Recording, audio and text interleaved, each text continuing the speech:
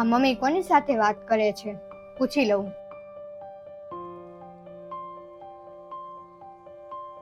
Mummy, હું છું? તું ફોનમાં કોની સાથે વાત કરતી હતી ને એટલે બધી હું વિચારમાં પડી ગઈ છો? હું વિચારે છો? મારા કાકાની છોકરી છે ને, એના ભાણિયા હાટુ છે ને છોકરી જોવા ગયા હતા, તો હું એનું જ વિચારતી હતી. તો હું છું? છોકરી ગમી? છોકરી ગમી કે ન ગમી એ તો તું વાત જ ન કર.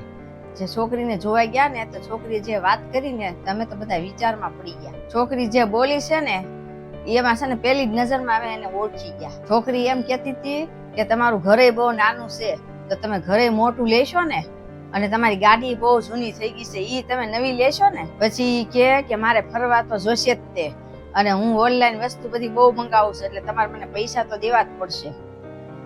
પછી કે હું ઘરનું કામ કાંઈ નહીં કરું, તમે કામવાળા રાખશો ને. છોકરીની વાત સાંભળીને પછી છે ને આગળ કઈ વાત જ ન હકવી. પણ મમ્મી, વાંધો શું છે? તમારા કાકા છોકરીને ઈ લોકો તો બહુ પૈસા વાળા છે ને, ઘણો પૈસો છે મમ્મી, અને બધા નોકર ચાકરે છે, બધી સુવિધા છે, જે જેણે માંગણી કરીને એ બધું છે, કામ વાળા ઘરે છે, એટલે પછી વાંધો શું છે? જો નક્કી કરી નાખશે ને તો એ લોકોની શરતે પૂરી થઈ જશે ને, કઈ વાંધો નહીં આવે. તો પછી છોકરી હારી હોય તો કરી જ નખાય ને, એમાં શું વાંધો છે? હું તો એમ વિચારું છે કે છોકરી હારી હોય ને તો છોકરી આવી બધી વાત જ ન કરે.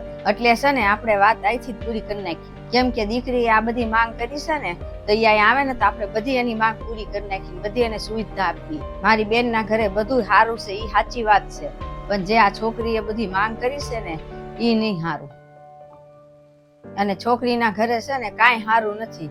એના મા બાપ ભાડે રહેશે ને તો ઈ મકાન નથી સારું, અને એના ઘરે કાંઈ સુવિધા નથી, અને એક સાયકલ હારી લઈએ કેમ નથી. તોય તે ઈ લોકોને બધી ખબર છે કે આ લોકો આગળ બધું છે, તોય આવી માંગ કરી. હા, હું માનું છું કે છોકરી વાળાને એમ થાય કે મારી દીકરીને સારું મળે, હાહર્યું એમ, પણ દીકરી વાળાને સમજવું જોઈએ, એને તે એને પોતાનું જોવું જોઈએ.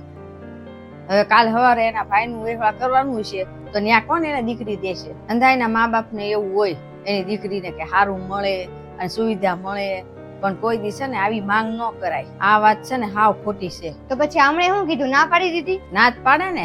એ લોકોને બધી ખબર હતી કે આ લોકોના ઘરે બધું સારું છે, બધી સુવિધા છે, તો એ લોકો આવી માંગ કરી. એ વાત તો હાવ ખોટી જ છે ને. એટલે એને ના જ પાડી દીધી, કાંઈ વિચાર્યું જ નહીં આગળ. અત્યારે તો બધે મમ્મી આવું જ છે. છોકરા વાળા છે ને આજકાલ આવું જ થાય છે. જેને સારું ઘર હોય ને એને નો વાંધો આવે, પણ જેને ખરાબ સ્થિતિ હોય ને એને તો બિચારાને મળે જ નહીં. મમ્મી, ભાભી એના પગારમાંથી એના મા બાપને 30,000 નું ફ્રીજ લઈને આપ્યું છે ને, તેને કઈ કીધું નહીં? આ તો શું થઈ ગયું?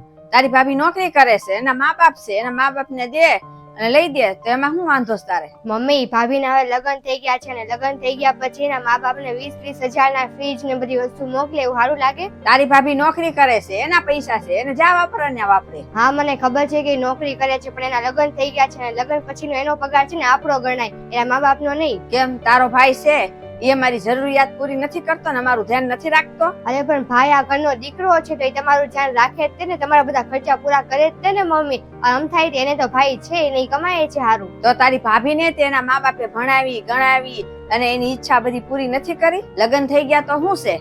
લગ્ન થઈ ગયા તો દીકરીનો હક નથી એના મા બાપનું ધ્યાન રાખવાનું કાંઈ? એ આ ઘરમાં તે પૈસા આપે જ છે અને બધું પૂરું કરે છે, અને ગયા મહિને જ તે મને હોનાનો ચેન લઈ દીધો હતો. એટલે છે ને તારી ભાભી જે કાંઈ કરે છે ને એ બધું બરાબર જ કરે છે, કાંઈ ખોટું નથી કરતી.